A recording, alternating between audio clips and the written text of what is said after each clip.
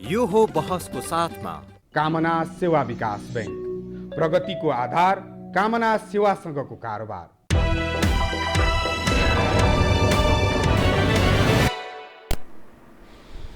नमस्कार, यो हो बहसमा म यहाँहरूलाई हार्दिक स्वागत गर्दछु। जीवराम भण्डारी। आज यहाँहरू सामुन्ने उपस्थित हुनुहुन्छ केशरबहादुर विष्ट, पूर्व मन्त्री, राजनीति शास्त्रको अब्बल दर्जाको विद्यार्थी। उहाँ त्रिभुवन विश्वविद्यालय अन्तर्गत उहाँले प्राध्यापन पनि गर्नुभयो। मन्त्रीको जिम्मेवारी पनि उहाँले विगतमा निर्वाह गर्नुभएको त्यस्तो इतिहास पनि छ। प्रख्यात मानवशास्त्री डोरबहादुर विष्ट, मैले नयाँ पुस्तालाई त्यो पनि अवगत गराउन खोज्या। अब्बल दर्जाको एउटा मानवशास्त्री हुनुहुन्थ्यो, त्यो बहादुर बाबुको बहादुर छोरा केशरबहादुर विष्ट। उहाँसँग आज म समग्रमा नेपाल र भारत बीचको सम्बन्ध अनि यसले ल्याउन सक्ने सम्भावित परिणाम, नेपालले गर्नुपर्ने तयारी यावत विषयलाई, समसामयिक विषयलाई केन्द्रमा राखेर उहाँसँग कुराकानी गर्नेछु। उहाँ राष्ट्रिय शक्ति नेपालको अध्यक्ष पनि हुनुहुन्छ। यो एउटा अभियान हो, त्यो मुलुकका खातिर उहाँहरू एक ढङ्गले यो प्रयत्न पनि गरिरहनु भएको छ। यथास्थितिका राजनीतिक शक्तिहरू कता कता अल्मलिएको भन्ने उहाँको दृष्टिकोणका साथ यो अभियानमा पनि उहाँ लाग्नु भएको छ। समसामयिक विषयलाई केन्द्रमा राखेर आज म उहाँसँग कतिपय सूचनामूलक, कतिपय विश्लेषणात्मक कुराकानी गर्नेछु। सर्वप्रथम म उहाँलाई स्वागत गर्छु। स्वागत छ यहाँलाई। धन्यवाद। तपाईँको म ज्ञान, ऐतिहासिक तथ्य यावत सबै विषय म आज आम दर्शक सामुन्ने प्रस्तुत गर्ने म प्रयत्न गर्नेछु। सवाल के रह्यो भने, नेपाल र भारत बीचको सम्बन्धको कुरा गर्दा उतार चढाव, कहिले सम्बन्ध ठिकै रहने, कहिले के रहने, यस्तो अप्ठ्यारो अवस्थामा हामी प्रवेश गरेका छौँ। कालापानी, लिपुलेक, लिम्पियाधुरा, यो नक्सा नेपालको तर्फबाट जारी हुनासाथ हिजो सार्वजनिक पनि गर्यो सरकारले, भारतबाट तीव्र प्रतिक्रिया जनाइएको छ। नेपालीहरू उप पनि कतै कतै अप्ठ्यारो अवस्था उनीहरूले सिर्जना गर्न सक्ने अवस्थातर्फ पनि सङ्केत गर्छ। त्यो सारा भारतीयहरूको भूमिका हेर्दा अनुराग श्रीवास्तव, उनीहरूका विदेश प्रवक्ताको दुईटा भनाइलाई म यहाँ उद्धृत गर्न चाहन्छु। उनी भन्छन्, अनुराग श्रीवास्तव, हिजो सार्वजनिक भएको छ उनीहरूको वक्तव्य, यो हाम्रो तर्फबाट नक्सा जारी भएसँगै र क्याबिनेटको निर्णयसँगै। उनी के भन्छन् भने, नेपालले जारी गरेको नक्सा आपत्तिजनक छ, 1, 2 द्विपक्षीय समझदारी विपरीत छ, 3 नेपाललाई पछि हट्न आग्रह गरेको छ, 4 कूटनीतिक वार्ता र पहललाई निरन्तरताको पक्षमा पनि कतै कतै यसो सन्देश दिने प्रयत्न भएको छ र यो एकतर्फी पनि भनिएको छ। यो चाहिँ उनीहरूको दुस्साहसी, किनभने एकतर्फी उनीहरूले गरेपछि हामीले गरेको स्थिति पनि हो र ऐतिहासिक तथ्य प्रमाण विपरीत छ र नेपालले जारी गरेको नक्सा स्वीकार्य छैन। यो ढङ्गले उनीहरू प्रस्तुत भए। अब यहाँ धेरै अर्थ लाग्ने ढङ्गले प्रस्तुत भएको देखिन्छ। भारतका सेनाध्यक्षको वक्तव्य पनि आएको छ।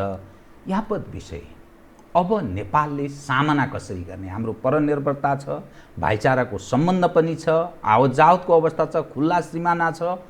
मैले यहीँबाट सुरु गरेँ। कृपया यो यति अप्ठ्यारो अवस्थामा हामी पुगेका हौला, तर सामना गऱ्यौँ। अब सामना गर्नका लागि नेपालले के गर्नुपर्छ, सरकारले के गर्नुपर्छ, नागरिकको भूमिका के रहनुपर्छ, यहीँबाट सुरु गरेँ। कृपया। धन्यवाद छ। सबैभन्दा पहिला त तपाईँको यो लोकप्रिय बन्दै गएको यो टेलिभिजनको मार्फतबाट नेपालले अहिले सामना गरिराखेको, भोगिराखेको वा व्यवहारगत हिसाबले चाहिने परिस्थितिमा परिराखेको विषयलाई आम नेपाली जनताको सामुन्ने लैजाने र मैले जानेका कुराहरू, थाहा पाएका कुराहरू राख्ने जो अवसर दिनुभयो, म त्यसको लागि सबैभन्दा पहिले आभारी व्यक्त गर्न चाहन्छु। तपाईँकै कार्यक्रममा पनि नेपालका मै हुँ भन्ने व्यक्तित्वहरू, आफैलाई मै हुँ भन्नेहरू लगायत देशले मै हुँ, यो मान्छे चाहिँ हो गजब भनेर जानेको चिनेको मान्छेसम्म विशेषज्ञहरू, विद्वानहरू, पूर्व राजदूतहरू, अनि सीमाविदहरू, पूर्व प्रशासकहरू धेरैले भनिसक्नु भएको छ। तपाईँकै कार्यक्रममा नि भनिसक्नु भएको छ, अरू टेलिभिजनमा अरू माध्यमबाट पनि भनिसक्नु भएको छ। त्यसैले मैले भन्ने कुरा खासै नयाँ थप धेरै नहोला। म चाहिँ खालि विषयवस्तु र घटना परिघटनालाई जोड्न मात्रै चाहन्छु अहिले। ठिक, त्यसले बुझ्नलाई, मान्छेहरूलाई बुझ्नलाई अलिकति बढी सजिलो होला। अब हुन त अहिले दिनका दिनै जस्तो आज बिहान म एउटा हेर्दै थिएँ, एउटा हिन्दुस्तानी उसमा हिन्दुस्तानको पूर्व जनरल बक्सी आफ्नो भनाइ राखिरहनु भएको थियो।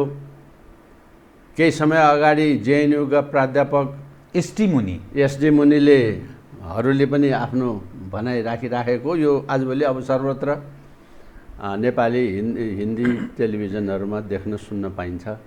म त्यस विषयमा एकछिन पछाडि आउँछु। नेपालको यो भूमिको जहाँसम्म सवाल छ, यसमा कुनै नेपालीले, चाहे हिन्दुस्तानको कोही मान्छेले भनोस्, कडा भाषामा भनोस्, हप्काओस्, दब्काओस् वा दब्काउने प्रयत्न गरोस् वा अप्रत्यक्ष भाषाले सङ्केत गरोस्, दाजुभाइ भन्नेहरूले दाजुभाइको व्यवहार गरे हुने ठाउँमा सैनिक प्रमुखले चाहिँ नि खबरदार भने जस्तो गरी अनि परराष्ट्रको एउटा चाहिँ नि तपाईँ अहिले भन्नुभएको प्रवक्ता चाहिँ अनुराग एउटा तहको मान्छेले बोलिदिने भनिदिने तहसम्मको यो कुनै इज्जतको व्यवहार होइन। हेर्नुहोस्, हामी त त्यो हेर्दा सुन्दै छक्क परेका छौँ। आम नेपाली त तपाईँको चाहिँ नि पटक पटक इपिजी बैठकले पनि भनेकै छ। इपिजी भने दुई मुलुकका विशेषज्ञ विद्वान, दुवै मुलुकले पत्याएर राखेका विद्वानहरू। त्यसमध्येको एउटा त अहिले नेपालको राजदूतै हुनुहुन्छ, दिल्लीमा बसिरहनु भएको छ नेपालको तर्फको। अब हिन्दुस्तानका तर्फका पनि विद्वानहरू सबै चिनी जानेकै मान्छे हुनुहुन्छ। एउटा त कुमाऊ गढवाल क्षेत्रको प्रतिनिधि हुनुहुन्छ, अहिले हिन्दुस्तानको कुन चाहिँ राज्यको चाहिँ नि राज्यपाल हुनुहुन्छ। जुन भाग नेपालको थियो कुनै जमाना, हाम्रो हिसाबले भन्यो त तिमीहरू त हाम्रा नागरिक हौ भनिदिए कि उनीहरूको जस्तो बोली वचन गर्ने हो भने हामीले आज त्यो भनिदिए केही फरक पर्दैन। टिस्टा काङ्गडासम्म हाम्रो कुमाऊ गढवाल सब इतिहास छ नि। त 1816 को सन्धि पछि पनि यहाँ बेला बेलामा चाहिँ नि यतिको समय के हेरेर बस्यो त, खै त कसले के गर्यो त, उता यस्तो भएको छ कसले किन बोलेन त। यो सधैँ कराइरहने भनिरहने झगडा गरिरहने विषय होइन क्या। कहिलेकाहीँ साइलेन्ट डिप्लोमेसीको पनि कुरा हुन्छ, भित्रभित्रै गर्ने कुराको पनि कुरा हुन्छ, मित्रतावश गर्ने कुराको पनि कुरा हुन्छ। म खालि दुईवटा कुरामा मात्रै फोकस गर्न चाहन्छु। कृपया। केही समय अगाडि अहिले 93 वर्ष पुग्नु भएको विश्वबन्धु थापाले सन् 62 मा चीनसँग लडाइँ हारेपछि हिन्दुस्तान ब्याक हुने सिलसिलामा त्यो एउटा उपयुक्त ठाउँ पाएर केही समय आश्रय लिए, बसे। त्यो त्यत्तिकै बस्न त भएन, भूमि त नेपालको हो। एकदले सोध्न त पर्यो, कमसेकम भनिदिन त पर्यो। हामी बसे उनीहरूले हामीलाई निकाल्न सक्ने छैन भन्ने नै लाग्यो होला, तर भन्न त पर्यो भनेर राजा महेन्द्रलाई नेहरूले चिठी लेखेर तपाईँको ठाउँमा हामी केही समय बस्छौँ है भनेर चाहिँ नि भन्नुभयो। मलाई नेहरूले यस्तो भन्नुभयो, के गर्ने होला भनेर राजा महेन्द्रले आफ्नो क्याबिनेटमा यो विश्वबन्धु थापाजी लगायतलाई सल्लाह गरेर अब त्यत्रो देश छ, लडाइँ हारेको छ, सन् 50 को सन्धिकै कुरा गर्ने हो भने उता लडाइँ भएको हामीसँग भएको सरह मान्ने भनेको छ। फेरि सन् 50 को सन्धिको एउटा भयङ्कर गलत पक्ष त्यो छ नि, त्यति बेलाको सन्धि गर्ने चलनै रहेछ। हिन्दुस्तानलाई गरेको आक्रमण नेपालमाथि गरे ठहरिनेछ, नेपाललाई गरेको आक्रमण हिन्दुस्तानमाथि गरे ठहरिने, यस्तो पनि भनेको छ। म तपाईँको सम्झनाको लागि भनौँ, एग्रिमेन्टमा लेख्ने रिटोरिक भने कस्तो हुन्छ भने 1755 मा चीनसँग पनि नेपालको सम्झौता भयो बेत्रावतीमा। त्यो सम्झौतामा पनि लेखा छ नेपालमाथिको हमला चीनमाथिको हमला मानिनेछ। चीनमाथिको हमला नेपालमाथिको हमला चलन त्यस्तो रहेछ पहिले रेटारिक भन्छ त्यो कतिवटा भाषाको एउटा हुन्छ नि आगे श्री स्वस्ति श्री भन्ने जस्तो यो भन्ने चलन। अब ल त्यसैलाई तपाईँले कायम गर्नुहोस्। त्यहाँ अर्को थप पनि कुरा छ कि दुई देश लडाइँमा जाने अवस्था पर्यो भने एकले अर्कोसँग सरसल्लाह गर्नुपर्ने छ, मद्दत गर्नुपर्ने छ भनेको छ। साँच्चै भन्नुहुन्छ भने नैतिक हिसाबले एक प्रकारले त्यो बाँधिएको स्थिति हो। तर दुःखद कुरा गर्नुहुन्छ भने हिन्दुस्तान कतिपटक छिमेकी मुलुकसँग लडाइँमा गयो, पाकिस्तानसँग कतिपटक लड्यो, चीनसँग कतिपटक लड्यो। लड्दा फ्रन्ट लाइनमा त त्यही गोर्खाली लड्यो नि, मर्या त गोर्खाली हो नि। पहिले मार्नु पर्दा त लाइनमा त गोर्खाली पैसा छ नि। त्यति मात्रै छोडिदिनुहोस्। ६२को लडाइँमा आसाममाथि चीनले चाहिँ नि ब्रिगेडै चाहिँ नि पक्रिँदाखेरि आधाभन्दा बढ्ता त नेपाली थिए नि। त्यो नेपालीलाई चीनले दुर्व्यवहार गरेन नि। उसको विरुद्धमा लड्न गएको नेपाली फौज हिन्दुस्तानको तर्फबाट हेर्नुहोस् है। यस्तो यस्तो घटना परिघटनाहरू हाम्रो मुलुकमा भए। एक हामी त्यो भोगिरहेका छौँ। अर्को नयाँ पुस्ताले थाहा पाउनुपर्ने कुरा के छ भन्नुहुन्छ भने नेपालको प्रशासनै थिएन नि त्यति बेला। कहाँ यो चाहिँ नि कालापानी लिम्पिया धोरा यो तपाईँको भने त यो अत्तो पत्तो उही कागजमा ठाउँ ठाउँमा बेला बखतमा भएको मात्रै हो। न मान्छेको बस्ती हो, न खेतीपाती हो। कहिलेकाहीँ वर्षमा एकपटक दुईपटक एक हुल मान्छे चौरी लिएर के लिएर मानसरोवर जाने हो वा सामान्य नुन तेल लिनको निमित्त आउने हो। 6 महिना उसै बन्द हुने क्षेत्र हो है। त्यो ठाउँमा कसैको नियन्त्रण किन भएन? फौज किन राखिनस्? अहिले उताउलाहरू त्यस्तो सोच्छ। मलाई गजब लाग्छ भाइ, नेपालले त चिन्या छैन।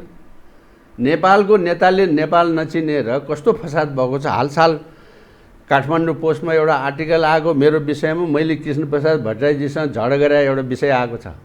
कृष्णप्रसाद भट्टराईजीले चाहिँ नि यो हाम्रो नदी बगेर चाहिँ नि बे अफ बङ्गालमा जाने हो, नदी त साझा हुन्छ नि, नेपाल र हिन्दुस्तानकै हुन्छ नि भनेर भन्नुभयो। म दौड्दै गएर झगडा गर्न गएँ। नेपालमा चीनबाट पनि नदी आउँछ भन्ने तपाईँलाई थाहा छैन? त चीनसँग पनि त आधा भयो नि त्यसो भए त। त्यस्तो चीनबाट नेपालमा नदी आउँछ र केसर भाउ मलाई कृष्णप्रसाद भट्टराईले भन्नुभयो। मैले भने नेपालको 7 क्लासको बच्चालाई थाहा छ यो कुरा, तपाईँ प्रधानमन्त्रीलाई थाहा छैन? बनारसमा जन्मिया मान्छे गरौँ के थाहा छैन? थाहा नपाउनु अपराध भएन। यस्तो थाहा नपाउने कुरा नेपालमा कति कति। अस्ति मात्रै प्रजातन्त्र आइसकेपछि त्यो त्यो यो जिल्लाको बडा हाकिमको उसमा सिटिओ प्रमुख जिल्ला अधिकारी बडा हाकिम भएको बेलामा धनकोटामा गाडी निकासा भयो। ल अब तपाईँ विचार गर्नुहोस् हाम्रो कस्तो प्रशासन होला, जहाँ बाटोघाटोको नाम निशान छैन, हिँड्ने गोरेटो छैन, त्यहाँ गाडीको निकासा भयो। हिन्दुस्तानका जर्नलहरू बेलायतीहरू त्यति बेला नेपालमा शिकार गर्न आउँथे। यो हिमाल सिमाल अन्तरा कुन्तराको कुरा छाडिदिनुहोस्। मधेसको सुविधा भएको बाघको शिकार, केको शिकार, गैँडाको शिकार यस्तो गर्न आउँथे। एकपटक जनरल थिमैया भन्ने मान्छे नेपालमा शिकार गर्न आउनुभयो। नेपालको प्रशासनले त्यो लेख्दा जनरल थिमैया जेठीमैया भएछ। ज पोइन्ट थिमैया, जेठीमैयाको सवारी हुँदैछ, कमलामा धुले पुल हालिदिनु। कमला नदी हात्तीले तर्न सक्दैन भाइ। हात्तीले तर्न नसक्ने कमला नदीमा जर्सा शिकार खेल्न आउँदै हुनुहुन्छ, धुले पुल हालिदिनु भन्ने आदेश दिने नेपालको प्रशासन। आफ्नो प्रशासन त्यो अवस्थामा त्यस बेला कसरी कहाँ कुन के कसरी पत्तो हुन्छ भन्ने मैले एउटा सिम्बोलिक उदाहरण बताएको। अब यो दूर दराजको अनकन्टारको यो ठाउँको कुरै छाडिदिनुहोस्। त्यति बेला जुन बेला उनीहरूले यो सामरिक महत्त्वको हो भन्ने कुरा बुझे हिन्दुस्तानले, हो त्यति बेला चाहिँ अगाडि ओहो यो पो रहेछ ठाउँ, यहाँबाट जान सजिलो रहेछ, के गरी चिनिया यताबाट आइदियो भने त उनीहरूले त्यहाँ छेकेर बसे। छेकेर बस्दाखेरि यो त नेपालको चिज पो रहेछ। कहिलेदेखि किन नेपालको चिज भन्दा सुगौली सन्धिदेखि चाहिँ यस्तो भएको रहेछ। नेहरूले एउटा इज्जत गरिकन हामी तपाईँको ठाउँमा बसेका छौँ है, पछि छाडिदिन्छौँ भनेर भनेको कुरा यसो भन्नुभयो राजा महेन्द्रले भनेर विश्वबन्धु थापाले यहाँ यसो भन्नुभयो। अब त्यो भनेको कुरा हो कि होइन, त्यसो हो भने त्यो चिठी लेखाएको कुरा चिठी कहाँ छ त? दरबारमा होला नि त। अब दरबारको नाम लिएपछि त यिनको सातो उडिहाल्छ। फेरि राजाले देउताको दर्शन गर्न जानु त हुँदैन यो देशमा, हाहाकार भइहाल्ने ठाउँ छ होइन। अब यिनको कुरा गरेर साध्य छैन। त्यो होला नि त यो नेपालमा। यहाँ सिंहदरबारको कुरा पो बेचे होलान्, खाए होलान्, त्यहाँको कुरा त होला नि। त्यहाँको कुरा मध्ये एउटा कुरा अर्कोमा तपाईँलाई कृपया सार्वजनिक गरिदिनुहोस्। किनभने यो नेपालीले हर नेपालीले जान्नु जरुरी छ भएको के हो। यतिखेर कतिपय मानिस के पनि प्रयत्न गरिरहेछ भने यो त राजा महेन्द्रले दिइसकेका रहेछ त्यसकारण भनेर कतैको नुनको सोझो गर्ने प्रयत्न त्यो ढङ्गले प्रस्तुत भएको पनि देखिएको छ कि त्यसकारण यो खुलासा गर्नु। अहिले यो म एउटा खुलासा त उसै खुलासा भइसक्यो। विद्वान ढुङ्गेल डाक्टर ढुङ्गेलले 6-7 वर्ष बेलायतको द्वारिकानाथ ढुङ्गेल होइन डाक्टर रमेश ढुङ्गेलजीले उहाँले 6-7 वर्ष नै उहाँको भनेअनुसार बेलायती चाहिँ नि पुस्तकालयमा बाट चाहिँ खोज तलास गरेर अनुसन्धान गरेर निकाल्नु भएको विशेष प्रमाण मध्येको एउटा विशेष प्रमाण चाहिँ के भनेदेखि त्यो यो चाहिँ नि यो कालापानी र यसको यो ठाउँको चाहिँ नि उसको विषयमा लिम्पियाधुरा उद्गम स्थलको विषयमा काली नदीको उद्गम स्थल 1816 मा कालापानी सिमाना भयो है। 1818 मा त्यो कालापानीको चाहिँ नि त्यो रिभरको चाहिँ नि दायाँ बायाँका गाउँलेहरूलाई समस्या भयो। तिरो भरो कता गर्ने त, तिर्ने कता। त्यहाँ 6वटा गाउँ रहेछ। त्यो 6वटा गाउँमध्ये 3टा गाउँ अहिलेको हिन्दुस्तानपट्टि कालीवारी पश्चिम, 3टा गाउँ कालीवारी पूर्व नेपालपट्टि। तर मान्छे त नाता गोता इष्टमित्र खोला वारिपारी यस्तो चलिराखेको है। तर देश भाग लाग्यो। काली नदीले गर्दा देश भाग लागिसकेपछि त्यहाँका मान्छेले हामी बेलायतीपट्टि हुन पाऊँ भनेर बेलायतपट्टि हुनको निमित्त चाहिँ नि उक्साहट भयो। त्यहाँ यो उक्साहट स्वार्थले वहाँ पनि उत्तिकै भएको छ, यहाँ पनि उत्तिकै भएको छ। हेर्नुहोस् है, त्यो अहिले आएर कसैलाई एउटालाई भन्ने मात्रै कुरा। त्यो उक्साहटको क्रममा उनीहरूले चिठी निवेदन लेखेर दिए हामी चाहिँ नि बेलायतीपट्टि हुन चाहन्छौँ भनेर। यो कुरा थाहा पाएर बम शाहले अब यहाँनिर आयो। बम शाहले, बम शाह भनेको पृथ्वीनारायण शाहको भतिजा, उहाँ त्यो क्षेत्रको कमान्डर। उहाँले यो त 1816 को सन्धिबाट यो नेपालको भूभाग हो, कहाँ त्यस्तो गर्न पाइन्छ।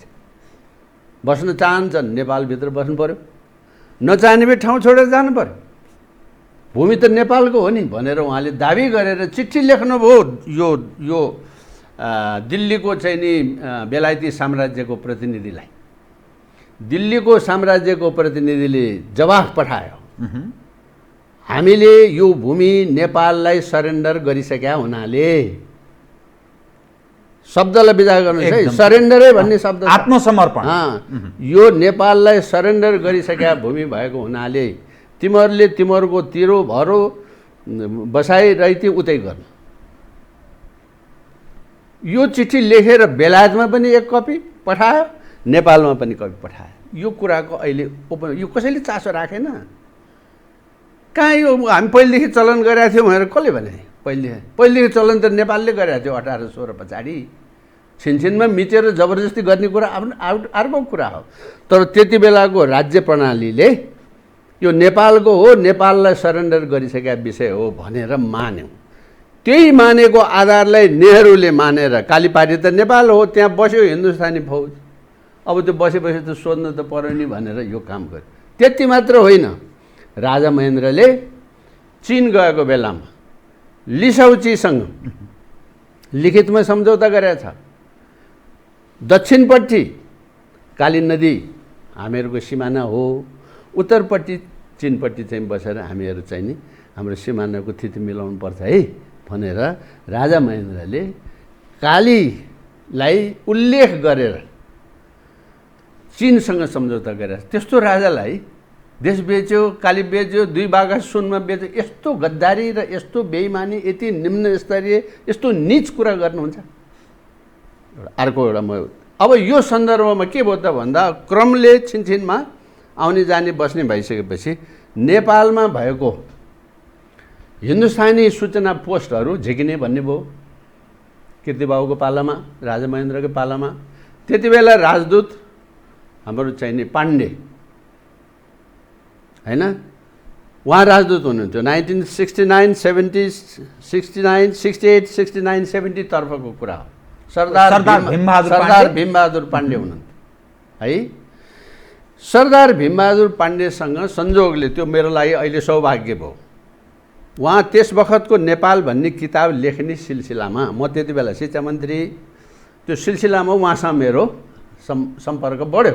त्यो नेपालमा एउटा उहाँले अद्वितीय योगदान गर्नुभएको छ नेपालको प्रशासनको उसमा। त्यस बखतको नेपाल कस्तो थियो मैले अघि केही उदाहरणहरू जो दिएँ नि, त्यो सरदार भीमबहादुर पाण्डेको ज्ञानको उदाहरणहरू मध्येका हुन्। यस्तो अनगिन्ती छ त्यहाँ, त्यो किताब पढ्नुहोस्। त्यस्तो बेलामा उहाँसँग मेरो उठबस हुँदाखेरि मैले सन्दर्भले होइन यो कालापानीको कुरा पनि यस्तो छ छिन्छ, त्यही बेलादेखि जहिले पनि यो कच्याङ मच्याङ भइरहने चिज हो नि। यहाँबाट चाहिँ होइन त्यस विषयमा त कालापानीको त शब्दै उच्चारण छैन। हिन्दुस्तानी पोस्टहरू सबै झिक्ने भन्ने त सहमति भएर सबै झिकेको हो, कालापानी चाहिँ झेल गरेर झिकेनन्। अब कालापानी बाहेक भनेर भएको पनि छैन, कालापानी चाहिँ राख्छु अर्को झिक्छु भने पनि छैन। जति हिन्दुस्तानी पोस्ट हो त्यो सबै झिक्ने भनेर सहमति भएको कुरा। र मलाई हिन्दुस्तानको चाहिँ नि तत्कालीन परराष्ट्र मन्त्री, मैले तपाईलाई नाम छ, नाम भनिदिनु भयो भने, किनभने यो नयाँ पुस्तालाई त्यो सुसूचित पनि हुन्छ र यही प्रमाण यो रहेछ भन्ने एउटा आधार पनि। त्यति बेलाको चाहिँ नि चरण सिंह रक्षा मन्त्री पनि हुनुहुन्थ्यो, पछि उहाँ परराष्ट्र मन्त्री पनि हुनुभयो। चरण सिंह परराष्ट्र मन्त्रीले, त्यो इन्दिरा गान्धीको पालाको कुरा गर्दैछु फेरि अब म है, त्यसले हाम्रो राजदूतलाई बोलाएर ल तपाईँहरूले चाहेको बेलामा, तपाईँहरूले भन्नुभयो, तपाईँहरूले भनेको बेलामा हिन्दुस्तानको त्यो सबै कुरा विथड्र हुन्छ, फिर्ता गर्ने प्रबन्ध मिलाउनुहोस्। सरदार भीमबहादुर पाण्डे राजदूत भएको बेलामा त्यो कुरा, चौधरी चरण सिंह सायद होइन, चरण सिंह भने चरण सिंह मात्रै, ठिक परराष्ट्र मन्त्री, ठिक है हजुर। अब उहाँ हुनुभयो, अनि उहाँले नेपालमा रिपोर्ट गर्नुभयो, लेख्नुभयो राजालाई, यस्तो यस्तो भयो, राम्रो भयो। अब सब त्यही बेला ट्रेड ट्रान्जिट ट्रिटी गर्ने विषयको पनि कुरा भइरहेको थियो। नेपालसँग ट्रेड ट्रान्जिटको ट्रिटी नै थिएन। नेपालले यो एउटा गजबको राजा महेन्द्र भने त्यसकारण राष्ट्रवादी राजा भनेर जानिनुपर्ने चिनिनुपर्ने कुरा है। यहाँ अहिले ठुल्ठुला कुरा गर्छन् मान्छेहरू, बुझ्नु सुन्नु छ, अत्तनु पत्तो छ। उहाँले लेखेर राजालाई खबर गर्नुभयो। कीर्तिबाबु प्रधानमन्त्रीको नाताले त्यति बेलाको परराष्ट्र मन्त्री हाम्रो राज भण्डारीजी हुनुहुन्थ्यो, गेहेन्द्रबहादुर राज भण्डारीजी। उहाँले राज भण्डारीलाई त परराष्ट्र मन्त्रीको नाताले दिल्ली निम्ता गरेर यो सेरेमनी गर्ने समेत चाहिँ प्रयोग गर्नुभएको, तर त्यो बेला भएन। तर जे होस् यो फिर्ता भयो। अब यो फिर्ता गर्ने क्रममा त्यो कौल भन्ने एउटा परराष्ट्र सचिवलाई यो चित्त बुझेन। अब हेर्नुहोस् है, परराष्ट्र मन्त्रीले चाहिँ फिर्ता गर्ने भन्यो, राजदूतलाई बोलाएरै भन्नुभयो यो भयो, ल तिम्रो राजालाई खबर गरिदेऊ, अब चाहिए बेलामा तपाईँहरूको डेटमा चाहिँ मिलाएर झिक्नुहोस्, हामी त्यसमा तयार छौँ, रेस्पेक्टफुल्ली इज्जतपूर्ण तरिकाले झिक्नुहोस्। उहाँले भने त्यति मात्रै हो। नेपालले चाहँदैन भने राख्दैन। हामीलाई नेपाल महत्त्वपूर्ण कुरा हो, यस्तो सानोतिनो कुरा महत्त्वपूर्ण कुरा होइन। नेपालले जे चाहन्छ त्यही गर्ने हो, नेपालले नचाहने कुरा नगर्ने। यति मात्रै होइन, तपाईँ चाहनुहुन्छ भने हिन्दुस्तानको जहाँ जहाँ यो गोर्खा फौज बसेको छ त्यो गोर्खा फौजको सेवा सुविधाको प्रबन्ध मिल्या नमिल्या हेर्नलाई तपाईँको प्रतिनिधि राख्न चाहनुहुन्छ भने राख्नुहोस् पनि भने त्यति खुला हृदयका साथ नेता हेरिकन हुन्छ। हेर्नुहोस्, हामीले त्यो काम गरेनौँ, त्यो आफ्नो ठाउँमा छ। त्यस्तो पनि नेता थिए त्यहाँ र जसले नेपाल र हिन्दुस्तानको सम्बन्ध साँचो अर्थमा मित्रताको सम्बन्धको व्यवहार मिलाए। चरण सिंहलाई सम्झनु भयो तपाईँले है। अब मलाई त त्यो पढेर त्यो डकुमेन्टले प्रमाणित गरेको कुरा भयो नि। त्यो लिखित रूपमै छ, लिखित रूपमै छ, लिखित रूपमै पाइन्छ यो। अब बाहिर बजारमा त पाइँदैन है त्यो पुस्तक। अब कि त यो दरबारमा पाइन्छ, किन उहाँले त दरबारलाई रिपोर्ट गर्नुभएको, राजालाई रिपोर्ट गर्नुभएको। अब मलाई चाहिँ उहाँले एउटा विद्वानको नाताले, पढलेखा मान्छे यस्तोमा चासो राख्ने रहेछ भन्ने नाताले र उहाँको त्यो त्यस बखतको नेपालमा म पृष्ठभूमिमा सहयोगी भएको नाताले उहाँले मसँग छ म दिन्छु भनेर उहाँले मलाई दिनुभएको हो। त्यसको कपी हो मसँग, कपी तपाईँसँग ट्रु कपी त अब दरबारमै हुने भयो। त्यस कारणले त्यति बेला त्यस्तो समेत चिठीपत्र त्यहाँ त खोइ कालापानी यताउतिको कुरा के पनि छैन, सबै झिक्ने भनेको छ। तर नेपालका दलालहरूले के गरे कृपया अब रमाइलो सबभन्दा खुलासा गर्नुपर्ने महत्त्वपूर्ण पक्ष नै यही छ। हामी त दुर्भाग्य, हाम्रो देशको दुर्भाग्य नै यो सिक्वेन्समा बुझ्न पर्यो यो सबै कुरा। जस्तो यो तपाईँको त्यति बेला त्यस्तो प्रबन्ध र व्यवहार गरेको हिन्दुस्तानमा पनि यो कुरा चित्त नबुझ्ने मान्छे पनि ती पनि छ। जस्तो अहिले यो यो यो यो कहिले अनुरागले के भन्यो भने जस्तो जनरल बक्सीले त राम्रो कुरा गरेछ। त्यो त्यहाँ असल मान्छे पनि छन्। उसले के भनेको छ जनरल बक्सीले भने हिजो हामीले हिन्दुस्तानले कहिले गर्न नहुने जघन्य भुल, महाभुल गऱ्यौँ। यो माओवादीलाई सघाएर धर्म पनि मास्यौँ, देशको सम्बन्ध पनि मास्यौँ। उहाँले जनरल बक्सीले हिजो डिक्लेयर गरेका कुरा, हिन्दुस्तानको जनरल बक्सी भनेको रक्षा विशेषज्ञ मोदीको चाहिँ नि दाहिने देब्रे आँखै मध्येको भन्ने हुन्छ। यो अहिलेको यो धोबल सोबल पनि यिनका चेला चपेटा हुन्। यी त्यति शक्तिशाली पावरफुल र राष्ट्रिय सुरक्षाविद हुन्। तिनले भनेको कुरा है। त्यहाँ नेपालसँग सम्बन्ध किन बिग्रियो भनेर बुझ्ने असल मान्छेहरू छ त्यहाँ, नभए होइन। म तपाईँको कुरामा आउँदै थिएँ, त्यो चाहे त्यो चीनसँगको सम्बन्धको कुरामा होस् यता होस्, अहिले आएर चाहिँ नि धोका के भयो भने एकातिर हिन्दुस्तानी फौजको ऊहरू झिक्यो, उहाँको चाहिँ झिकेनछन्, त्यति पनि थाहा नपाउने। यहाँ भन्छ नि सजिलोसँग मान्छे नेपाल कस्तो थियो त्यसले बुझेन, त्यो कुरा प्रश्न गर्छ। नेपाल कस्तो छ त थाहा छैन। आफ्नो देशभित्र आफ्नो देश भएर हिँड्नु नसक्ने देश हो यो। राजा महेन्द्रले बाटो बनाइदिएर मेची महाकाली बनाइदिएर बल्ल नेपालभित्र नेपाली भएको। रक्सौल यता वीरगन्जबाट उसमा जानु पर्यो, बुटवल जानु पर्यो भने हिन्दुस्तान भएर जानु पर्ने, गौर जानु पर्यो वीरगन्जबाट रक्सौल भएर जानुपर्ने। नेपालभित्र नेपाल भएर जान नपाइने, नेपालको भित्र नेपालको पैसा नचल्ने, नेपालभित्र एउटा चिठीको रजिस्टर नहुने देश थियो नि त यो। त्यो बुझेर गर्नु पऱ्यो क्या यो सबै कुराहरू। त्यसमा तर गद्दारी के भयो, म गद्दारीको पार्टमा, गद्दारी के भयो भने हिन्दुस्तानले त्यो सबै झिक्यो, तर अप्रत्यक्ष र घुमाउरो तरिकाले झन् बलियो तरिकाले आयो। हेर्दाखेरि चौकी झिक्या जस्तो उत्तरी चेक देखियो 17वटा 18वटा पेन्सन क्याम्प खडा गर्यो। ल भन्नु यो कसले गरायो यो 18वटा पेन्सन क्याम्प खडा? अस्ति एउटा तपाईँकोमा हो कि अर्को केमा हो, जनरल केशर भण्डारीले मेरोमा तपाईँकोमा जनरल केशर भण्डारीले यो कुरा उल्लेख गर्नुभयो। सत्य कुरा त्यो, यसरी बुझ्नु पर्यो कुरा।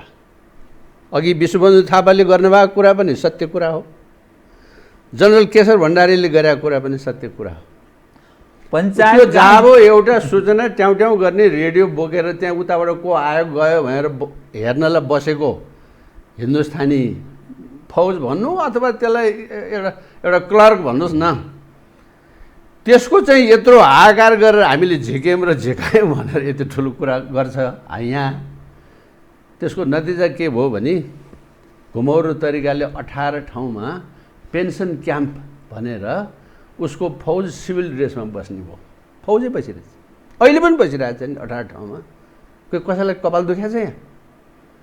नेपालको 18 ठाउँमा पेन्सन क्याम्पको नाममा हिन्दुस्तानी फौज अहिले पनि छ।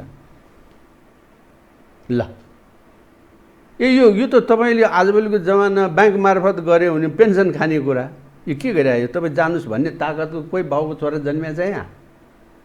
बढ्ता ठुलो कुरा गर्ने। अनि त्यो राख्ने कसले दियो त अनुमति? त्यसको खुलासा पनि गरिदिनुहुन्छ नाम अब होइन, त्यो गरिदिँदा राम्रै हुन्छ। किनभने यो प्रधानमन्त्री तहमा भूमिकाले भन्छु होला। हेर्नुहोस् है, टनकपुरको एग्रिमेन्ट भयो हो, गिरिजा कोइरालाले त यो सम्झौता होइन भने नि त। यो सम्झौतै हो भनेर लडाइँ कसले गर्यो? गणेशमान सिंहले गर्यो, अर्काले गरे होइन। सबभन्दा पहिले गिरिजा कोइरालाको यो सम्झौताको विरोधी गणेशमान सिंह, पछि मात्रै अरूले आँखा देखा गणेशमान सिंहको। त्यसको कारण छ हेर्नुहोस्, त्यही नदीको कुरामा तल शारदा बाँध बन्यो अङ्ग्रेजकै पालामा। अङ्ग्रेज यति इमान्दार थियो, जसरी त्यति बेला यो कालापानीदेखि उता नेपालकै हो उतै गर्नु भनेर जसरी चिठी पठायो, त्यही किसिमबाट यो तल शारदा बाँध बनाउँदाखेरि दुईटा ढोका पूर्वपट्टि, त्यो बाँधको दुईटा ढोका exclusively for the use of Nepal भनेर त्यो आइरन कास्ट भन्छ नि, त्यो फलामका ठुल्ठुला अक्षरले लेखेको दुईटा ढोका माटोले पुरेर बन्द गरेर पानी नेपालपट्टि नदिएर सबै हिन्दुस्तानपट्टि लैजाने को। अनि यो ढोका छ त्यहाँ भनेर त्यो ढोका खोतलेर झिकेर नेपालपट्टि पानी चलाउने बहादुर को? बुझेर कुरो गर्नु पऱ्यो नि भाइ। त्यहाँ झेल गर्ने मान्छे त जहाँ पनि छ, आफ्नो हक अधिकारमा अड्ने क्षमताको हैसियत। जुन बेला यो फिर्ता भयो त्यति बेला अब त्यो त हाम्रो जङ्गल एरिया, अहिलेको जस्तो बस्ती बसाइ त के पनि थिएन। यो त मलेरियाको जङ्गल, कता कुलो कता बाँध पैन। तर बेलायतीले नहर बनाउँदा भोलि पर्सि नेपाललाई चाहिन्छ भनेर exclusively for the use of Nepal भनेर लेखेर राखेको यो शारदा बाँधको ढोकाबाट पछि राजा महेन्द्रले पानी चलाए त्यहाँबाट। त्यो प्रमाण अहिले पनि छ, ती लेखेर राखेछ नि भाइ। दिनदिनै नयाँ नयाँ कुरा त गर्नु भएन नि। त्यसकारण आजको दिन टनकपुरको सन्धि भयो भने महाकाली सन्धि के अरे हुँदा मुहानको बारे टुङ्गो नलागिकन ठुल्ठुला एकदम पश्चिमबाट सूर्य उदाउँछदेखि लिएर नेपालमा पैसा राख्ने ठाउँ छैन भन्ने हुन्न, पैसा यति धेरै हुन्छ कि राख्ने समेत ठाउँ हुन्न भन्ने बहादुरहरू को हुन्? पशुपति शमशेर जङ्गबहादुर राणा, प्रकाश चन्द्र लोहनी परराष्ट्र मन्त्री होइन, यो अहिलेको ओली, यी मौकाखोर र मौकाका लागि जीवन गरिदिने मान्छेहरू अहिले बडा राष्ट्रवाद पल्टिरहेछ। यिनको राष्ट्रवाद कायम रहिरहोस्, यिनको राष्ट्रवादको अडान बसिरहोस्, मेरो त शुभकामना छ। तर दुनियाँले त्यो बाँदरे अनुहार देखाएछ भन्ने कुरा नभुलिकन दिमागमा त्यो पनि राखेर काम गर्नुहोस् भाइ। यो यति सजिलो यति कुरा छैन। टनकपुरको तलको सन्धि हुँदाखेरि जुन बेला हामी त्यस क्षेत्रमा जाँदाखेरि जुन पोइन्टसम्म नेपाल हो भनेर गड्डा चौकीदेखि लिएर सब कुरा नेपालकै विधि विधान थियो, त्यो फौज रित्तै हटेर पछि किन आएको? कसले ल्याएको? कि नेपाल चाहिँ रित्तै त्यहाँ कसरी हरायो? त हरायो त नेपाल, चाहे त्यो 50 मिटर हरायो कि 1 किलोमिटर हरायो कि आधा किलोमिटर हरायो कि। अब उहाँ यति मेरो सेरोफेरो मेरो गर्दाखेरि त्यो 374 वर्ग किलोमिटर भयो कि कति भयो, यति भयो उति भयो जो अहिले हामी भन्छौँ। त्यो भने त हेर्नुहोस् अहिलेको विश्व समाजमा 230-32 वटा देश भएको विश्वमा 40 वटा देश होइन, 43 वटा देशभन्दा ठुलो भाग हो त्यो।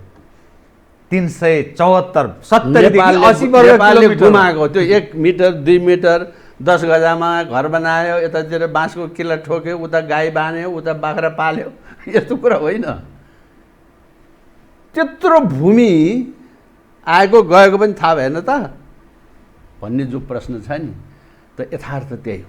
त उद्गम स्थल पहिल्याउने सवालमा महाकाली सन्धिकै बेलामा पनि हाम्रो तर्फबाट त्रुटि भयो या नियतवश त्यो कुरालाई महत्त्व दिएन? पुरै बुझाएको छैन, मान्छे त्यहाँ गएकै छैन है। मान्छे त्यहाँ गएको यहाँ छन् नि, यहाँ एक थरी यो पपुलिस्ट कोही 12 किलोमिटर 15 किलोमिटर 20 किलोमिटर वरि बसेर म चाहिँ नि उहाँ चाहिँ महाकाली पुगेर आएँ भनेर यहाँ गुड्डी हाँगिने गफ गर्नेहरू छैन। खुकुरी लिएर हिँड्यो, अरे बाफरे, उहाँ अरू त के त वामदेव कहाँ पुगे?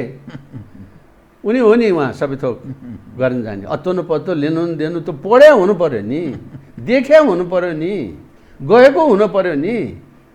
जुन ठाउँमा हेर्नुहोस्, म तपाईँलाई अर्को एउटा कृपा सत्य भनौँ, उत्तरी चीनबाट दक्षिण नेपाल कतिवटा नाकाबाट नेपाल छिर्न सकिन्छ नेपालीलाई थाहा छैन। कसलाई थाहा छ? साह्रै थोरै सीमित मान्छेलाई मात्रै थाहा छ। त्यसरी थाहा पाउने मान्छे मध्येको एउटा मान्छे डोरबहादुर विष्ट पनि हो, पिताजी, है? यहाँको पिताजी। र कुन कुन नाका वर्षको कति कति महिना खुल्छ, वर्षभरि खुल्ने नाका कुन कुन हो, कतिवटा हो, वर्षको 2 महिना मात्रै खुल्ने, 3 महिना मात्रै खुल्ने, 6 महिना मात्रै खुल्ने, 8 महिना खुल्ने कुन कुन नाका हो, यो कसलाई थाहा छ? यहाँ अतो पत्तो छैन। हेर्नुहोस्, गुड्डी र हाहाकारको भरमा हिँडेका छन्, न जान्नु छन्, न बुझ्नु छन्। हाम्रो प्रशासनिक संयन्त्र, राजनीतिक संयन्त्र, रक्षा सुरक्षासँग संयन्त्र यो तन्न मुदाको परिणाम पनि कहीँ न कहीँ हामी यो अप्ठ्यारो अवस्था प्रवेश गर्यौँ। अब सवाल के रह्यो भने क्षेत्र हाम्रो गुमेको छ, नक्सा सरकारले जारी गर्यो, त्यसलाई धन्यवादै देऊ। भोग चलन उसले गरिरहेको छ र मैले अघि उदाहरण दिएँ उनीहरूको परराष्ट्र अर्थात् विदेश प्रवक्ताको भनाइ।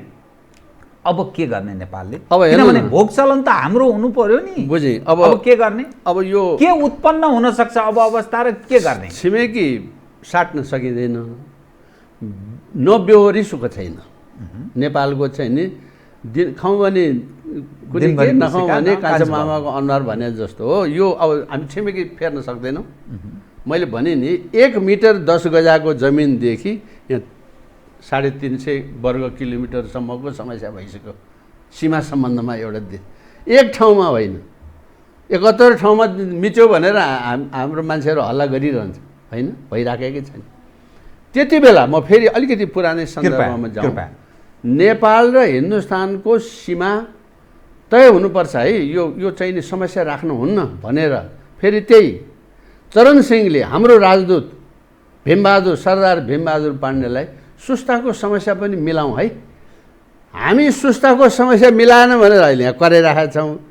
सुस्ता त हरायो, अहिले फेरि कता हरायो। कुरा त कालापानीमा मात्रै गयो नि।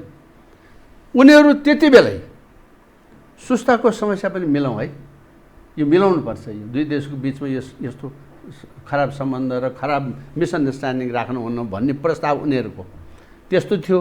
अहिले इपिजी बनायो, इपिजीले दुई देशको परराष्ट्र सचिव स्तरले बसेर यो कुरा टुङ्गाउने भन्यो, राम्रै कुरा गर्यो, त्यो ठिकै भयो। ल बसौँ न त भन्यो, झ्यान्की बस्दैन, सकियो त्यो इपिजी। फेरि बसौँ न त परराष्ट्र भन्यो, हुँदा लिखितमा बसौँ भन्यो, छैन। त्यो सबै कुरा चाहिँ नटेरै हुने। यो विवादित जमिन हो भन्ने कुरा उनीहरूले पनि स्वीकार गरेको, उनीहरूले भनेकै स्वीकार गरेको चाहिँ नि भनेकै। विवादित जमिन भइसकेपछि त त्यहाँ केही गर्नलाई सल्लाह गर्नु पऱ्यो नि, सोध्नु पऱ्यो नि। विवादित जमिनमा दनादन डोजर लगाएर बाटो बनाउनु चाहिँ हुने।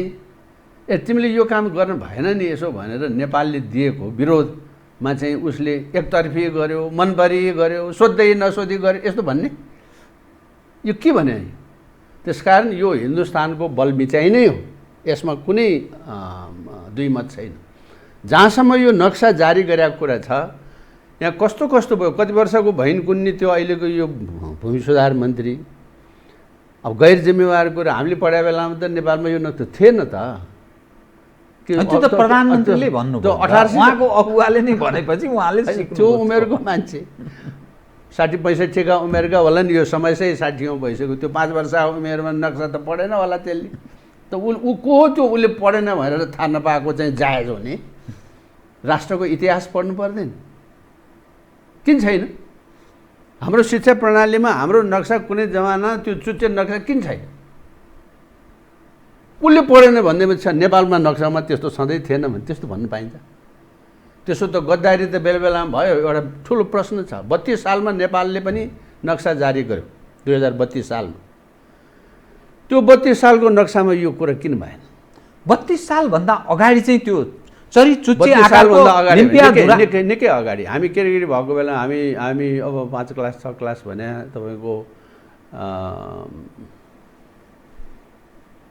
16-18 सालतिर त्यो चाहिँ नि सर्वे अफ इन्डियाले नै गरे नक्सा हो। फेरि त्यो नेपालीले बनाएको होइन। नेपाली नक्सा बनाउने क्षमताकै थिएन।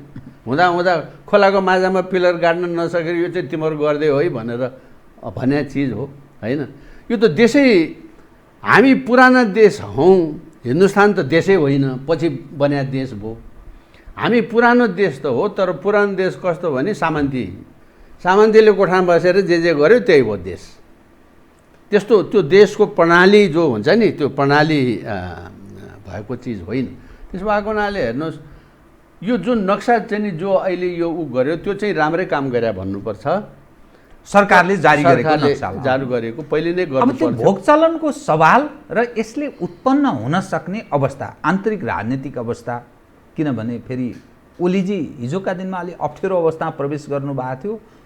ओलीको यो कदमसँगै पार्टीभित्र उहाँ अलिक शक्तिशाली भएको जस्तो, उहाँका सँग विमति राख्नेहरू अलिक कमजोर भएको, अब ओलीलाई चाहिँ यो स्थितिमा प्रवेश गराउन अलि असमर्थ हुने जस्तो त्यस्तो पनि देखिन्छ। कतै यो अलिकति यो राजनीतिमा अनेक खालका तिक्रम हुन्छ नि, यो तिक्रम यसैलाई फाइदा मात्रै लिने अनि त्यही लाल पूर्जा लिएर भोलिका दिनमा चुनावसम्म जाने स्थिति मात्रै बन्ने हो कि भन्ने, किनभने भोग चलन उसले गर्ने र कहाँ उत्पन्न हुन्छ, कता प्रवेश गर्छ भन्ने विषय पनि यो अहम विषय हो। होइन, यो कस्तो हुन्थ्यो भने यहाँ हाम्रो कुसन भन्छ नि, कुसन भन्ने नै नभएको देश भयो क्या यो।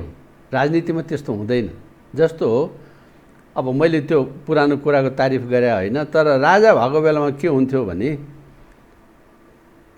चीनसँग स्थिति अलि बढी मिलाउनु पर्ने भयो भने कीर्तिबाबुलाई प्रधानमन्त्री बनाइदिने। 3 पटक 4 पटक 5 पटक पनि मान्छे प्रधानमन्त्री हुन्छ र भने त हाम्रो नेपालमा हुन्छ के भयो। हिन्दुस्तानसँग अलिकति स्थिति मिलाउनु पर्यो भने सूर्यबहादुरलाई बनाइदिने, उसको मान्छे हो नि। यो परस्तको एउटा मैले यो ट्याक्टिक्सको एउटा ज्वलन्त उदाहरण बताउँ कृपया है। म ललितपुरवासीको नाताले भन्दैछु, यो मामला चाहिँ 2011 सालमा राजा महेन्द्रले मकवानपुरको चौघोडाबाट जीप आफै हाँकेर बागमती खोला हुँदै ऊ यहाँ सातो बाटोमा मोटर बाटो खोलेको, नेपाल आर्मीले खोलेको 11 सालमा। हाहाकार भयो हिन्दुस्तानमा। नेपालमा चौघोडाबाट बाटो बन्यो सातो बाटोसम्म, जसलाई आज हामी कान्ति राजपथ भनेर चिन्दछौँ। त्यो कान्ति राजपथ भन्यो भने राजाको नाम आउने भएको हुनाले अहिलेका छोटा झल्लाहरूले कान्ति लोकपथ भनेका छन् त्यसलाई। म लोकपथ सोकपथ जान्दिनँ, पाएरै त्यो सडकै भत्काइदिउँ जस्तो गर्छ। त्यो ठुलो बाटो राजपथै हो, त्यो ठुलो बाटोलाई राजपथ भन्छन्, त्यो कान्ति राजपथ।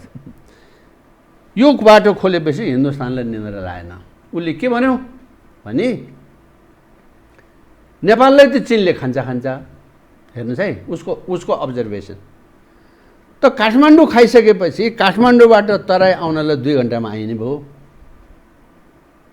जम्मा 2 घन्टामा यहाँबाट तराई पुग्ने भयो 11 साल। अहिले तपाईँ फास्ट ट्र्याकका अनेक बडा ठुला बुद्धिका कुरा गर्नुहुन्छ, त्यो अहिलेको कुरा हो। त्यो यी फुच्चेलाई थाहै छैन भने कुरा त्यो यो के अरे चाहिँ नि, त्यो 11 सालमा त्यति भइसकेपछि हिन्दुस्तानले अब्जेक्सन गरे, ज्यान गए त्यो बाटो चलाउने दिएन। कहाँ छ कान्ति राजपथ, कहाँ छ? बनिसकेको जीप गुडिसकेको उहाँले आफूले हाँकेर लिएर आएको, बन्न बाँकी भने बागमतीमा एउटा पुल मात्रै थियो। हिउँदमा चाहिँ नि कजवे राखेर चल्थ्यो, बर्खामा चल्दैन थियो। त्यो बाटो चलिराखेको बाटो बन्द भयो। तर राजा महेन्द्रको बुद्धिमत्ता पूर्ण र ट्याक्टिकल बुद्धि कस्तो हो भने, अब हाम्रो चाहिँ नि हाम्रै मुलुकको तराई भाग जाने बाटो तिमीहरूले बन्द गरिदिएपछि अनि के हाम्रो मुलुक चाहिँ तराई भाग जान नपर्ने, आफ्नो आन्तरिक गर्न नपर्ने?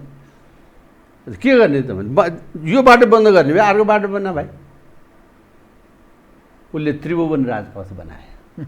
हेर्नुहोस् है कस्तो बाटो बनायो, 12 घन्टा लाग्ने बाटो बनायो। अहिले त मान्छे छैनन्, सुकुम्बासी गएर डाँडा फरेर बसिरहेछ। त्यो दामन पालुङ तिस्टुङ यो चाहिँ अनकन्टार ठाउँमा त्यो के को लागि बनायो? त्यो बाटो कहाँ जाने बाटो? त्यो न व्यापारको बाटो, न हिँड्ने बाटो, न मान्छेको ओहोरदोहोरको बाटो। के बाटो त्यो? के बाटो हो त? हो चाहिँ के भने स्ट्राटेजिक बाटो। चीनले नेपाल खाइसकेपछि हिन्दुस्तानलाई 12 घन्टाको टाइम चाहियो उसको डिफेन्सको लागि। 12 घन्टामा ऊ 1 लाख फौज परिचालन गर्ने क्षमता राख्थ्यो त्यति बेला उनीहरूको डिफेन्स स्ट्राटेजीको बनाएअनुसार। अनि आफ्नो डिफेन्स गर्नलाई यो बाटो चल्यो भने त 2 घन्टामा आउने भयो नि, उनीहरूलाई टाइम नहुने भयो। सिक्युरिटी पर्सेप्सन जो हिन्दुस्तानको सिक्युरिटी पर्सेप्सनको कुरा छ, त्यो पर्सेप्सनको दिन अब गयो। जुन बेला यो कालापानी र यो सिक्युरिटी पर्सेप्सनको कुरा थियो, त्यो पर्सेप्सन अब छैन। अब दिल्लीले बेजिङ पड्काउने, बेजिङले दिल्ली पड्काउने कुरा हो। यो फौज नाक घम्साघम्सी गर्नुपर्ने, राइफल तेर्साउनु पर्ने जमाना र रणनीति र वार नीति अब छैन। सडकको मतलब भएन, माथिबाट माथि। अब यो यो यो यो के को मतलबको कुरा भन्दा यो बिजनेस हो। चीन पनि बिजनेस उन्मुख भइराखेको, उनीहरूको स्वार्थ मिल्यो। चीन पनि बिजनेस उन्मुख भइराखेको, हिन्दुस्तानलाई पनि बिजनेस चाहिएको। करोडौँको तीर्थयात्रा सारा हिन्दूहरू, जैनहरू, तपाईँको चाहिँ नि बुद्धिस्टहरू चाहिँ नि एकताली जीवनको लक्ष्य चाहिँ के हो भने मानसरोवर जाने। अझ सके त मानसरोवर गएर मर्ने, स्वर्ग जानलाई। स्वर्ग त्यहीँबाट जाने बाटो छ, स्वर्ग जाने बाटो। यो विश्वास भएको तमाम विश्वभरिका हिन्दू, बुद्धिस्ट र जैनहरू छ, उसको बिजनेसको लागि यो बनाएको हो। त्यसकारण यो ट्याक्टिकल्ली अब देशको रक्षा हुँदैन, यो भएन भने हामीलाई खतरा छ भनेर हिन्दुस्तानी तर्सिनुपर्ने जमाना अब छैन। त्यही जमाना नभएको हुनाले अहिले हामी कान्ति राजपथ खोलिरहेका छौँ। अहिले भर्खर कृपया के अरे यो छोटो बाटो फास्ट ट्र्याक खोलिरहेका छौँ। हिजोको दिनमा भए हिन्दुस्तानले ज्यान गए पनि यो फास्ट ट्र्याक बनाउनु दिँदैन थियो, किनभने यो फास्ट ट्र्याक बनाएपछि त उसको देशलाई खतरा भयो। त्यस्तो बुझ्ने देश थियो, त्यो त छाडिदिनुहोस् न। यो चाहिँ नि 12 विषयको चाहिँ नि चीन जाने बाटो बनाउँदाखेरि यो कोदारी बाटो बनाउँदाखेरि यो भक्तपुरको त्यति लेन चाहिँ ल यो फाइटर प्लेन ल्यान्ड गर्ने बाटो बनायो भने हिन्दुस्तान 12 टन क्षमताको पुल बनायो भने, किनभने त्यो ट्याङ्कर हिँडाउनलाई चाहिन्छ। यस्तो यस्तो बुद्धिवाद देश के त्यो नेपाललाई दुःख दिएर हैरानै पार्ने र हैरान भइरहेकै छौँ नि हामी। त अब कहाँ प्रवेश गर्न सक्छ? अबको नयाँ उसमा टेबलमै बसेर आँखा जुदाएरै कुरा गर्नु पर्यो। तपाईँले यस्तो अवस्थामा टेबलमा बस्न सक्ने स्थिति हुन्छ? त्यो ओलीले सक्दैन। अब रणनीति मैले त्यही भएर भन्दै थिएँ नि, उचाइए बेला ऊ गर्ने राजा थिए, राजाले प्रबन्ध गर्थे। यो ओलीलाई हटाएर रामबहादुरलाई हटाएर श्यामबहादुर राख्थे त्यति बेला। ओली र मोदी बीच अब वार्ता यस सवालमा हुन सक्ने सम्भावना छिड देख्नुहुन्छ तपाईँ? म छिड देख्छु। अब विद्यादेवीले त यो काम गर्न सक्नुहुन्न। ल ओलीलाई हटाउँ, अर्को ओलीको ठाउँमा चाहिँ नि अर्को मान्छे राखेर मानिलिनुहोस् कि प्रचण्ड अथवा माधव नेपाल, यहाँ मानिलिनुहोस् जे जस्तो भयो नि त, वामदेव गौतमै भन्नु या झलना पत्याउँदैन। त्योभन्दा दोस्रो तेस्रो बिचैमा यो कुरा रोकेर भने पत्याउन। हिजोको जनरल बक्सीको कुरा सुन्नुहोस्। हामीले जीवनमा कुनै हालतमा गर्न नहुने महाभूल गऱ्यौँ माओवादीलाई नेपालमा सगाएर। जनरल बक्सी बोलिरहेछ, बोलिसक्यो उसले। अब तपाईँ प्रचण्डले कुरा गरेर कुरा टुङ्गाउँछ भन्ने कुरा त हेर्नुहोस्। कोही अफगानिस्तानको चाहिँ नि समस्यामा अमेरिकनले चाहिँ नि रसियन ठेगान लाउनलाई चाहिँ नि ओसामा बिन लादेन बनाए। त्यही ओसामा बिन लादेन काल भएर आखिर त्यही अमेरिकनले ओसामा बिन लादेन सिद्धाउनु परेन। हिन्दुस्तानले यो पटक पटक गल्ती गरेको छ। श्रीलङ्कामा के भयो? कसले उचाल्यो श्रीलङ्कनलाई? र आखिर आज श्रीलङ्कनबाट के हालत बेहोर्नु पर्यो हिन्दुस्तानले? नेपालको पनि हालत त्यही हो। माओवादीलाई उचाल्ने मात्रै होइन, के मात्रै गरेन, कहाँबाट उठाएर के मात्रै गरेन। यो स्वाङ पार्ने बेइमान चाहिँ कस्तो भन्छु म? बेइमान भन्छु नेपाली जनतालाई चाहिँ ट्रेन्च खनेर हामी हिन्दुस्तानको विरुद्धमा लडाइँ लड्ने बुझ्नुभयो भनेर नेपालमा चाहिँ सुरुङ युद्ध हो, सुरुङ युद्धको कुरा गरिदिने, उता गएर लम्पसार पर्न जाने। ओलीले अहिले त्यही गरे। अब त्यो हिन्दुस्तानीले अब पत्याउँदैन। के त अब कम्युनिस्टहरूसँग उनीहरूले अर्थात् नेपालको बारेमा पुनर्विचार गर्ने अवस्थामा भारत प्रवेश गर्यो? अब होइन, त्यस्तो तहमा त होइन होला। अब त्यहाँ पनि गुड थिङ्स प्रिभेल गर्यो भने असल मान्छेले प्रभाव, जस्तो अरू भनौँ न, यो चाहिँ नि मैले अघि नै गरेँ जेएनयुको प्रोफेसर एसडी मुनि जो यहाँका धेरै मानिसको चाहिँ हामीले धेरै मान्छेको गुरु भन्छन्। नेपाल बारम्बार एक त होइन 1000 पटक आएको होला। नेपालका विद्वानहरूलाई लेक्चर सेक्चर दिने काम उहाँ बारम्बार गर्नुहुन्थ्यो। हामी युनिभर्सिटीमा हुँदाखेरि बेलादेखि है।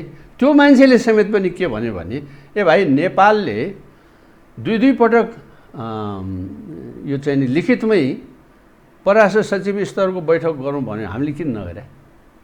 हामीलाई बैठक गर्नुलाई के आपत्ति भयो? बसेर सल्लाह गरौँ त नेपाल भनिराखेको छ, हामीले किन नबस्या? उसले भनेको कुरा एसडी मुनि भनेको नेपाललाई ठिक आँखाले मात्रै हेर्ने मान्छे होइन है, यो कुरा यसरी पनि बुझौँ। तर यो कुरा अस्ति उसले भन्यो एउटा, त्यो अर्को यो त प्रमाणको आधारमा गर्ने कुरा हो। त प्रमाण हाम्रो पनि छ भने हाम्रो प्रमाण पनि राखौँ, उसको प्रमाण पनि राखौँ। अब यो खोला चाहिँ अब हाम्रो हिसाबले यिनीहरूले 3 पटक खोले फेरिदिइसके, सिमानै फेरिदिइसके, काली नदी नै यता र उता, उता र यता पारिदिइसके। त्यसरी काली नदी तलमाथि हुन्छ र? यो त जल विज्ञानले पनि त्यसो भन्दैन, भौगोलिक विज्ञानले पनि भन्दैन। यो त सजिलो तरिका छ आजभोलि। क्याचमेन्ट एरिया के हो, मेन अब यसको अर्थ कम्युनिस्टहरूप्रति उनीहरू सफ्ट कर्नर राख्दैनन् भन्ने एउटा राजनीतिशास्त्रीको नजरले त्यस्तो देखिन्छ। यो घटनाक्रम विकास भयो, घटनाक्रम आफूहरूले गल्ती गर्यौँ, यो धेरै ठुलो गलत गरेछौँ भन्ने अर्थ। अहिलेको हिन्दुस्तानको शासक वर्गले चाहिँ कम्युनिस्टप्रति राम्रो धारणा राख्दैन। त काङ्ग्रेसलाई के अप्सन? काङ्ग्रेसलाई अनुकूल अवस्था सिर्जना हुँदैछ? काङ्ग्रेसलाई उनीहरूले धुनधान गर्न सक्थ्यो, तर काङ्ग्रेसमा उनीहरूले लायक मान्छे नै फेला पारेनन्। समस्या त्यो हो। काङ्ग्रेसमा पत्याउने मान्छे छैन फेरि। त कहाँ प्रवेश गर्छ त अब नेपालको? अब नेपालको हरेक परिवर्तनमा फेरि विषय त्यही आउँछ।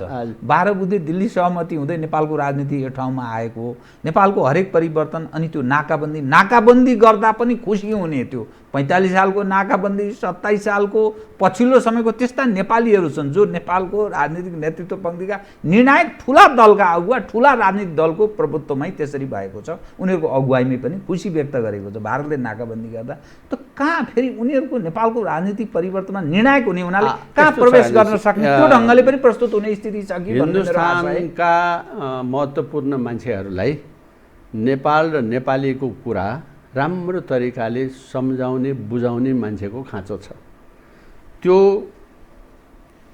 सोझो नजरले स्वाभिमानी तरिकाले शिर नन्यौराइकन तर्कसङ्गत कुरा गर्ने मान्छे चाहियो।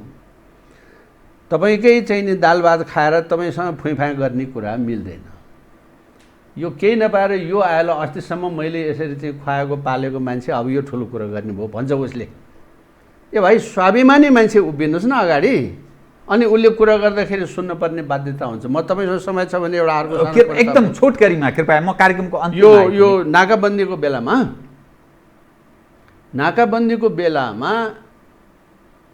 45 को नाकाबन्दीको बेला,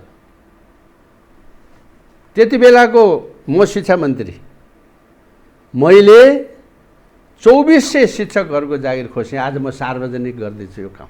2400 किन? 2400 शिक्षक। तपाईको लोकप्रियताको मानिस कुरा गर्छन्, केशर बहादुर विष्ट मैले सोधे किन अन्याय गर्नु भएछ? होइन, नक्कली सर्टिफिकेटवालाको जागिर खोसे 45 मा। 45 के भने जसको नक्कली सर्टिफिकेट छ तुरन्त आफै राजीनामा दिनुहोस्। आफै राजीनामा दिनुहुन्न भनेदेखि अहिलेसम्म खाएको पैसा र अहिलेसम्मको ऊ जति सबै तिराएर जेल जानुपर्ने अवस्था हुन्छ। म सर्टिफिकेट जाँच गर्छु। अब 2400 मान्छेले राजीनामा गर्नुभयो त्यति बेला। 2000 मान्छे नेपाली, 400 इन्डियन। नेपालको दुर्गम ठाउँको स्कुलमा भर्खर खोल्या स्कुलमा इन्डियन शिक्षक नक्कली सर्टिफिकेटवाला है। अब नेपालमा चाहिँ सिस्टमेटिकल्ली हिन्दुस्तानीको जागिर खोसिरहेको छ भन्ने उजुर दिल्लीमा। यो नाकाबन्दीमा म गएँ त्यति बेलाको परराष्ट्र मन्त्रीजीसँग कुरा गर्नलाई। त्यति बेलाको राजीव गान्धीजीको विशिष्ट सल्लाहकार रोनन सेन भन्ने हुन्थ्यो, पछि UN अमेरिकाको राजदूत हुनुभयो। उहाँहरूसँग बसेर कुरा गर्दाखेरि उनीहरूले मलाई तपाईँहरू के नेपाली हिन्दुस्तानीलाई यस्तो गर्नुहुन्छ, कसरी दुई देशको सम्बन्ध राम्रो हुन्छ भनेर उनीहरूले मलाई भने क्या। मैले भने हिन्दुस्तानको असल कुरा पढ्न, असल विश्वविद्यालयमा पढ्न, असल स्कुलमा पढ्न पो नेपाली पठाउने हो, चोरी गर्न पठाउने हो? तपाईँको चोर विश्वविद्यालयको नक्कली सर्टिफिकेटले नेपालको पुलिसलाई चोर, नेपालको आर्मीलाई चोर, नेपालको प्रशासकलाई चोर, नेपालको शिक्षकलाई चोर बनाएर त्यस्तो चोर देशसँग व्यवहार गर्नुहुन्छ तपाईँ? क्या बात कर रहे हैं विष्णु साहब आप, क्या बात कर रहे हैं, वही तो है, यो भइराखे यस्तो छ भनेपछि मलाई त्यति बेलाको परराष्ट्र मन्त्रीले तत्काल मसँग माफी मागेर, ओहो कुरा त यस्तो पो रहेछ, हामीलाई त अर्कै कुरा पो बुझ्नुहुन्थ्यो। ब्युरोक्रेसीले, अघि मैले कलको कुरा गरेँ, पोलिटिकल डिसिजनले जे हुने कुरा आफ्नो ठाउँमा भइसक्दाखेरि पनि हजार दाउ गरेर त्यसलाई उल्टापाल्टा पारिरहने। अब फौज सबै झिक्यो, अब अर्को माध्यमबाट छिर्यो, फेरि त्यो जान्गे त्यो नियत खराब छोड्दै नछोड्ने। असल नेपाल भएर हेर भाइ, हाम्रो मुलुकको खिलाफमा तैँले काम गरिस् भने हामी सहँदैनौँ, हाम्रो विरुद्धमा तिम्रो मुलुकबाट यो यो यो यो यो भइराखेको छ, के भएको छ, अब उसलाई जे लागेको छ, तर बाँकी कुरो तिमीले नै गर भन्ने कि सोझै उसको पुलिस आएर यहाँको बन्दुक बोकेर आएर हामी यहाँ बानेश्वरमा मान्छे मार्न आउने कि उसको बिएसएफ फोर्सले हाम्रो चाहिँ पुलिसलाई थप्पड हिर्काइरहने कि गर्ने व्यवहार त्यो हो। म कार्यक्रमको ठिक अन्त्यमा आधा मिनटमा सकिदिनु होला। हजुर, नेपाल र भारत बिचको यो सदियौँ पुरानो सम्बन्ध पनि छ, खुल्ला सिमाना छ, हाम्रो परनिर्भर भारत निर्भरता भन्ने भाषा मैले प्रयोग गरेँ, भरे यो भाषा त्यति ठिक होइन, तर निर्भरता पनि छ। अब कसरी चल्छ, किनभने उनीहरू एक ढङ्गले एग्रेसिभ रूपमा प्रस्तुत हुन खोजेको जस्तो देखिन्छ। द्विपक्षीय वार्ता र यसको समाधानका अस्त्रहरू कमजोर हुँदै गएको छ। चीनले यो द्विपक्षीय मामिला पनि भन्यो, पश्चिमाहरू पनि एक खाले नेपाल उप हेर्ने दृष्टिकोण अलग बनाएको हुनसक्छ। यसले ल्याउन सक्ने सम्भावित परिणाम के हुनसक्छ? आधा मिनटमा कृपया मसँग समय तत्काल चाहिँ नि नेपालले दुःखै पाउँछ होला, तर जति दुःख पाए पनि नेपाल र नेपालीले, स्वाभिमानी नेपालीले यो बेहोर्नुपर्छ। राष्ट्रको दीर्घकालीन हितका निमित्त भन्ने हो भने चाहिँ संविधान बदल्नुपर्छ। यो सरकार त जानुपर्छ, संविधान बदल्नुपर्छ, राजासहितको प्रजातन्त्र हुनुपर्छ। एउटा संरक्षक, एउटा अभिभावक र एउटा माथि बसेर हे खबरदार भन्ने मान्छे र त्यसलाई सघाउने मान्छेको अभिभावकत्वको अभावले अहिले यो मनपरी भएको हो। यो कुनै राष्ट्रपतिमा, रामवरण यादवमा अथवा विद्यादेवीमा हुने कुरा होइन। एउटा दलको यो चाहिँ 2-4 पछौटे मान्छेको वा 2-4-10-20 भोटले हारेको जितेको मान्छेलाई बनाएर राष्ट्रको एकता सम्भव छैन। अहिले अभूतपूर्व मौका नेपालीले एकपटक ओलीजीलाई दिएकै हो। सर्वदलीय, सर्वपक्षीय नेपालको यो सीमासँग सम्बन्धित कुरामा त सबै कुराको सहयोग छ नि त उहाँलाई, है। अब उहाँले चाहिँ नि नेपालीलाई धन्यवाद दिँदै अब सरकारको गभर्नेन्समा पनि एकता हुने प्रकारको काम गरौँ, म बिरामी पनि भएँ, म अशक्त पनि भएँ, म छोडिदिन्छु। अब सर्वपक्षीय र सर्व क्षेत्रीय सबैलाई समेटेर, कसैलाई निषेध नगरेर 2 दलीय, 3 दलीय, 5 दलीय, कुनै के क्रान्तिकारी, के को क्रान्तिकारी, खसीको टाउको राखेर कुकुरको मासु बेच्नेको सबभन्दा ठुलो साउजी त अहिले चाहिँ पुष्पकमल दाहालहरू नै छन् नि। उनीहरू त्यही त भन्थे नि, त उही साउजी हेरेर मासु बेचेर बसिरहेछ। अब मान्छेले पत्याउने कुरा त आएन नि। त्यसो भएको हुनाले अब सर्वपक्षीय राजासहितको प्रजातन्त्रले व्यवहार गर्नुपर्छ। हस्, केही विषय कुरा गर्न चाहन्छु, समयले यतिसम्म साथ दियो, धन्यवाद छ है। तपाईँलाई पनि धेरै धन्यवाद। आदरणीय दर्शकवृन्द, उहाँ त केशर बहादुर बिष्ट, पूर्व मन्त्री, राष्ट्रिय शक्ति नेपाल अभियानका अध्यक्ष पनि। समसामयिक विषयमा गरिएको कुराकानी। म लगायत मेरो सम्पूर्ण युनिटलाई कार्यक्रमबाट बिदा दिनुहोस्, तर यो हो टेलिभिजन, हेर्दै रहनुहोला। नमस्कार।